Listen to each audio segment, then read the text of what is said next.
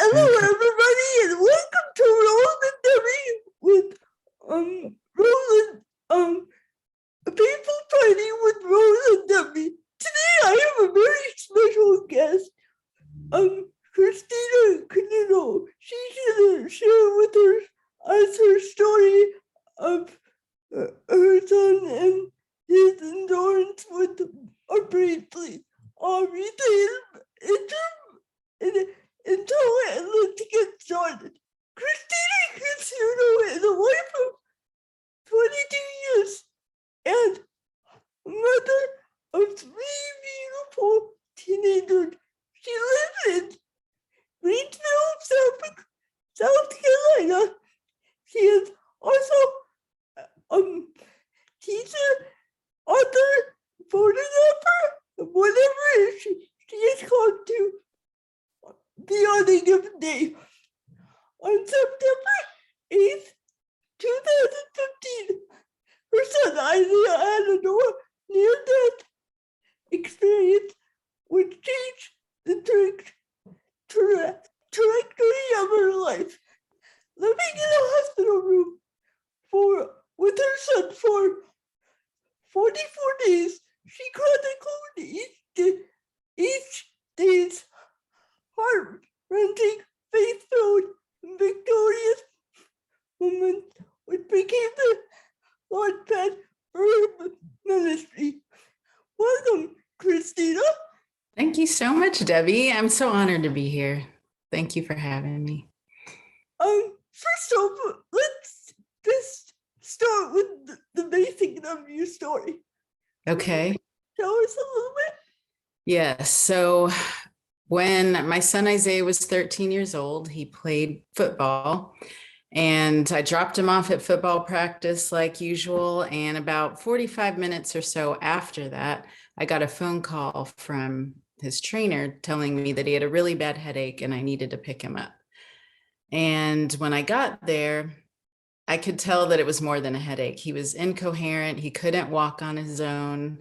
He was only able to say one word at a time, and he was throwing up. And so I very quickly realized he needed more help. So I took him to the emergency room, and that is where we found out that he had severe hemorrhaging in his brain and was dying. And the thing about that is that I always felt like, since he was a baby, that he was going to die young. So I thought, this is it. This is the day that I'm going to lose my son. And, things escalated quickly. He needed emergency brain surgery. And while he was in surgery, we had lots of family and friends there to support us in the waiting room. And it was just waiting. And there was a point when I left the group and I went into the bathroom by myself, and I knew I needed to pray, because that's what we do in those situations. And but I didn't know what to say, because I always felt like God was going to do this. So, when you feel like something is bound to happen, then how do you talk to God about that?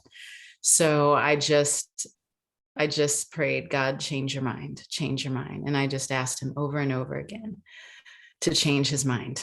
And I came out of the bathroom, and I still didn't know what God would choose to do, but no matter what he did, whether he was going to take Isaiah or not, I had perfect peace. And it's not something I ever expected to feel if, I was faced with losing a child, but I felt peace. I knew we were going to be okay, regardless. If Isaiah died, I knew that my family would be okay. But God did change his mind, and Isaiah lived, and we spent 44 days in the hospital, like you said earlier. And every day has just been a testimony to God's goodness. Not every day has been easy. It has not been the easiest journey, but we just have to keep going back to that night, and knowing that no matter what, God is still good. Could you tell us a little bit about your time in the hospital and what that entailed? Yes. So it was when Isaiah woke up, well, they kind of put him in an induced coma. So we didn't know what it was going to be like when he woke up. We didn't know if he would know us. We didn't know if he would be able to talk or walk or anything ever again. And when he woke up, he could not do those things. He couldn't talk. He couldn't walk. He could do nothing on his own. And he couldn't even smile. That was something that actually kind of bothered me, that I couldn't. He was a very joyful kid, and to not see that smile was surprisingly one of the worst things that he couldn't do. But so we spent all that time just wondering what was going to happen. So each day, though, we noticed he was able to do a little more and a little more and a little more. He could smile. He recognized us. We could tell that he recognized us. He could nod and shake his head. He knew how to answer yes and no questions, but he couldn't speak. But we figured out, I think I was the winner of, face charades during that time. Like moms, often know all those kind of things. And eventually he was able to talk, and he went through every kind of therapy: physical therapy, occupational therapy, speech therapy.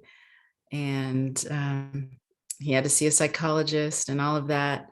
But every day he was able to do a little more and more. And just our hope continued to grow that one day he would be normal, and it was a lot. I lived there with him in the hospital. So I was able to see every little thing and be his advocate. And my husband was taking care of the girls, and he came every day to give support where he could, but he had to work every day. So I was the main caretaker. In your book, you talk about coming to God with the small stuff. What did that mean for you in your everyday life? Well, I think it's easy to come to God in these big moments when somebody's dying or, we need something big. Like, no, we cannot heal someone ourselves, right? We know that we cannot change a prodigal. We cannot change a child who's gone off and have a prodigal child. We know that there are just certain things that we know we can't do. Those are the big things. And those seem somehow to be easier to give to God because we clearly can't help it. But I think it's the small things that we struggle to hand over because we think, I'm not going to bother God with that. I'm not going to, I can do it. I can handle that. He's there for the big things. And I kind of compare that to like when we know that we cannot pick up a boulder and carry that someplace, move a boulder clearly, but we can pick up some pebbles and stick those in our pocket, right? And we can fill up our pockets. We can carry them in our hand, but eventually they become just as heavy as the boulders. And we've got to remember that God is the God of big and small things. And I was able to see that each day with Isaiah. And I learned how to ask him for the small things. Let Isaiah move a finger today, or, or help me be patient with the nurse who is not coming when I want her to, or just things that we don't always think to ask God for.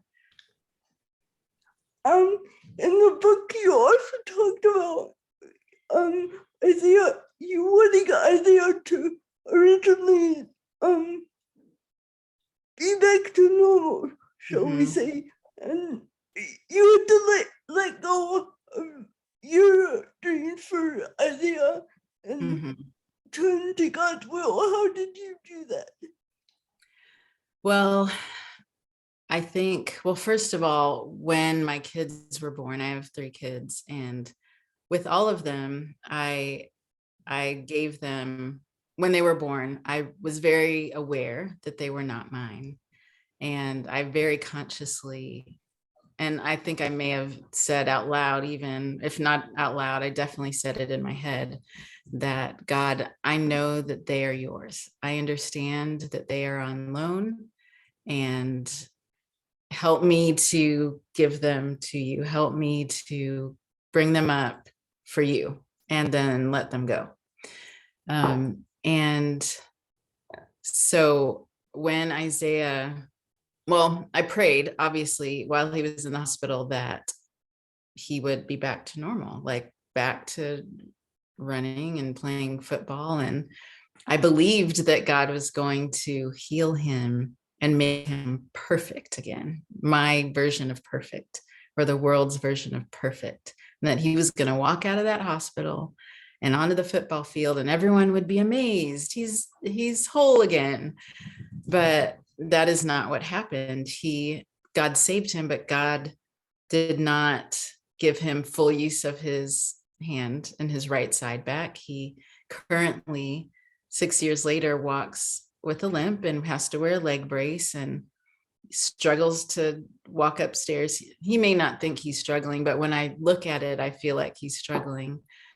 He can't carry things, with his right hand. There are certain things he cannot do because he's weak on the right side, kind of like someone who's had a stroke.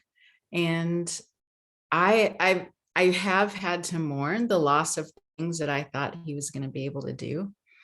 But I realized that even though he's not the world's version of perfect, he is God's perfection. He is the way God intended for him to be. The way Isaiah is in his imperfections is the best view of God and his goodness, because God can use broken people. And I hate to even say he's broken, he's just different. He's just different than he was before. And he, I believe, is such a greater testimony to all that God can do, more than he would be if he was the world's version of perfect. And so I've had to really, just look at what that means. What does that mean to be whole? What does that mean to be normal or perfect, or what the words that we use when we talk about typical people, I guess. Yeah. Okay. Now that we talked about your view of Isaiah, let's talk about Isaiah's view of himself in chapter 26 of your new book, which I love, by the way. When God changed his mind, you talk about Isaiah being frustrated with the circumstances because he wanted to be more independent.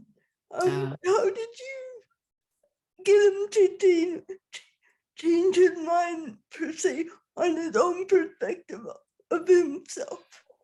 Well, I think, first of all, letting him know that it was okay to need help, that every person on this earth needs help with something. We all do. None of us can do this life on our own.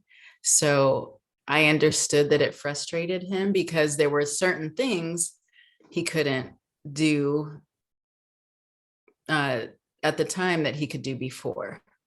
And so I just had to try and help him change his mindset that he's not abnormal. He has different things he needs help with now, but again, everybody needs help. That's how God created us. God created us to need each other and for community. And I think he needed to understand that it was okay, that he needed extra help, and that one day he would be able to do some of the things that he wanted to do on his own, but some things he wouldn't. And that's okay. Because again, every one of us need help with something. Sometimes it's mental, sometimes it's physical, sometimes it's emotional. We can't do any of it on our own. And I think he finally understood. He didn't want to feel different. That's what it was. I think he just didn't want to feel different. And I get that, because I've had times in my life where I was so different from everyone that I just wanted to be the same as everybody else. I just wanted to blend in, but God didn't create us to blend in. We're made to be different. We're made to be set apart. Yes, exactly. Yeah. Exactly. I think we forget that. Yeah, we're set apart. What would you say to any parent or caregiver who is struggling, like, with caregiving and with dealing with the everyday stresses of caregiving, or just overall life in general, about their dreams for their children? Well, I think first, it kind of helps to, in the beginning of their lives, like I said, to understand that they're in our care temporarily and that they do not truly belong to us, and that God has a purpose for them outside of what we think they should be or have or any of that. And just first we've got to kind of let go of our idea of what their lives should look like. And that's hard because before our kids are born, we have dreams and hopes and plans for them. But I think it's okay to mourn the loss of what we thought would be. I think that's okay. We should not deny those feelings, first of all, because that's just real. There are some things that we wish could be, and they're not going to be. So I think just letting that go and understanding that we've just got to have different eyes. And I pray often for God to give me different eyes, to give me the eyes that he needs me to see part of the plan somehow. And for caregivers to acknowledge their feelings, share those with others, and not to be ashamed because they're normal. God gave us those emotions. Yeah, one thing I really liked about your book is you don't shy away from what you were feeling. You just let God have it, show you that you were brutally honest with what you were feeling in the book, which I loved. Yes. And, you also talked about trusting God amid your fear. What does that mean to you, or what would that look like to other people? In your trusting opinion? God in the midst of my fear. It starts by knowing what he has said, knowing his promises, and that he's going to walk with us in the fire. You know, there's a scripture, and I wish I could remember which one it is, but talks about we will walk through the fire, but won't be burned. And we I won't think be. it's Isaiah, right? Of course it's Isaiah. Yeah. But I think remembering that, it helps to know the word and just trusting it. There are times when I am scared and I don't have the level of faith that I want to or should have. So what I personally do often, regardless of how I feel, I will say out loud, I trust you, God. I trust you, God. I know that you're going to handle this. Whether I do or not, I say it until I believe it. And sometimes we just have to psych ourselves out or whatever, but sometimes just saying those things out loud or remembering what God has done for us before. And that it's easy to forget. And I'm grateful to have this experience with Isaiah, that I can go back to that night where I trusted God with Isaiah's whole life and remember that God's got it. And I can be scared. It's okay to be scared, but I can still trust God regardless, that he's going to handle it. And also, Isaiah's story was your springboard for your ministry. So basically, he's started it for you. Yeah. Yes, he did. And it's not, I didn't want that to be the springboard for my ministry. Nobody wants any kind of trauma, but I'm grateful. And Isaiah is too. He gets it. He gets that God had a bigger purpose for his struggles. He doesn't waste our pain. And it's nothing that I didn't have dreams of being in a ministry and encouraging people. And I just wanted to be a normal person, not that I'm not normal now, but I didn't necessarily want that responsibility, but I'm so grateful for it. And I love that our struggles have been an encouragement to others. And I can't be mad at that, just I can see the bigger purpose. You have more people, you can relate to more people, because when people relate in their weakness, they can see themselves in your story, per se. Yes. And I love that. I've heard that from several people, even people in situations that are not anything like our situation, have been able to gain strength or encouragement from what we went through. And I'm so grateful for that. It makes it worth it. It makes it worth the struggle. I had a friend just yesterday say that, and she's dealing with some issues with a divorce and her children, and in that situation. And she said she just goes to the book and she reads what I have to say, and she remembers that she just needs to take it back to God and trust God. And I just about lost it when she told me that. The key is surrendering to God, whatever you're going through. Yes. And we don't love that word, but you're right. Surrender is the key. Yeah. Whatever my audience is dealing with in my blog or online, I think it is important to remember that whatever you're dealing with, God is not finished with you. He won't be finished with you until the day of completion, when we get our new bodies. And I think I get his working body, I get my working body. So yes, I think it's awesome that God's timetable is different than ours. So.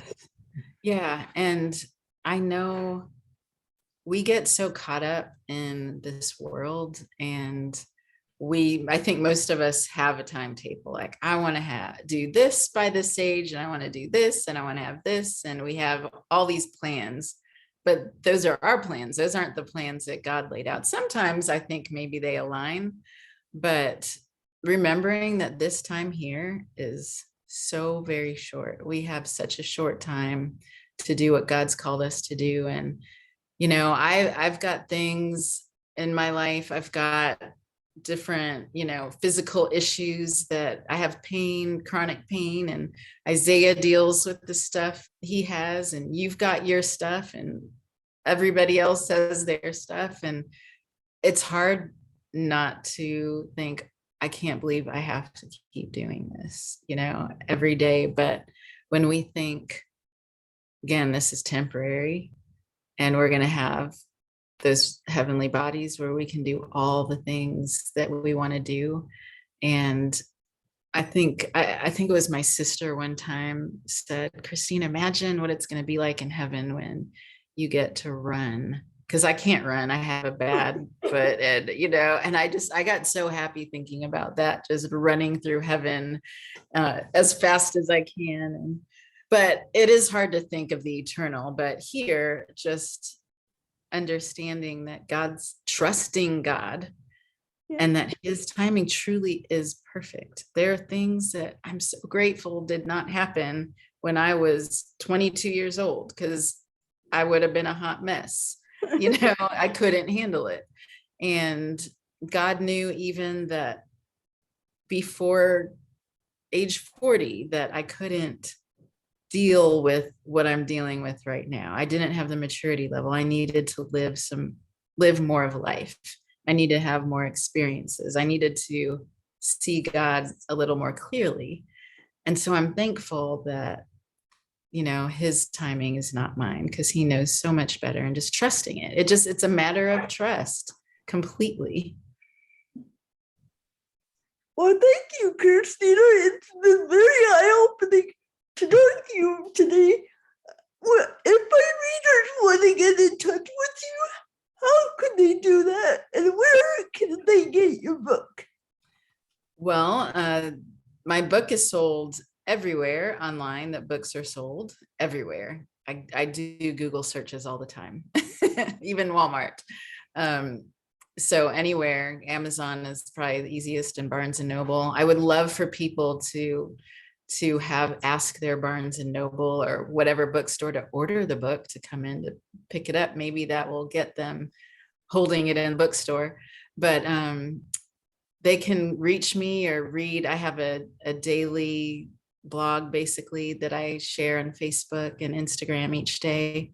And that's Christina Custodio, author and speaker on Facebook. And it's Christina Custodio on Instagram. The pictures are the same if you need to figure it out. And then ChristinaCustodio.com, they can find all of those things in that place. So that maybe is the best place, ChristinaCustodio.com. And any final word for caregivers or people with disabilities themselves? I think just remember that, I'll say that my perspective as, say, a Black female who grew up in a all-white community, I always felt different and felt like maybe I wasn't worthy of some of the things that everybody else had, or I struggled to know my place. So I feel like a lot of times when you've dealt with that, and people who have disabilities who may stand out, among people that don't look like them or have the different issues, it's hard to remember that we all are part of the body, and that we all each have a different place, and nobody can do you the way you can. And God created you or allowed you to be the way you are for a very specific reason. And you have a very specific purpose, and you're perfect the way that he created you or allowed you to be. And I recently wrote about my son, who somebody had come up to him. He was helping at a baseball league for kids with disabilities and struggles. And this man came up to him and said, "I know you're disabled." And it was not too long after Isaiah had gone through this. Maybe it was a couple years. And Isaiah, he handled it well, but he came home and he was so upset by the fact that this man called him disabled. And it gave me a whole new perspective on what that word means. Why do we use it? Because we're all so able. We may not have the physical power, or I don't know how to say it, but to do certain things. But every one of us, whether you're labeled disabled or handicapped or what, we all are able. You are able to be who God created you to be. You're able to love. You are able to share. You're able to show God through your life. Able. And nobody, I don't want anyone to hold on to those labels and think that they can't follow their dreams and do things that they've always wanted to do. Maybe you just have to do it in a different way. Ask God to show you what he has for you in the place he has you in. But just that we're not all meant to be the same. We're not all meant to run track or or I don't know, just that's the first thing I think of, because my daughter's at a track meet right now. But and I can't do that. So just thank the Lord for where you are and who he's made you, and become everything he intended you to be as an individual. And the caregivers too, just accept that place that we are in, because again, this is temporary, and all we can do is the very best we can do with what God's given us. That's all we can do. And we are all so worthy of all the good things. Well, it's been very uplifting talking to you today, and thank you for joining us, or being able to record this early for my Faithful Friday blog. Yeah, It's going to be different because I have recorded it, but now I can post it directly on my blog, so I don't have to do write down our interview. I'm They so can- honored that you They would can do this. hear your voice, and Uh-huh. your testimony will be even more powerful. So thanks again. I'm so honored that you did this with me, Debbie. Thank you. Thank you. I might text you a little later just to see how you think it went. But thanks again Okay. for doing this. This is my first time doing a video Oh, blog per se, so we'll see how this works. well, you did good. Thank you. Goodbye. Bye.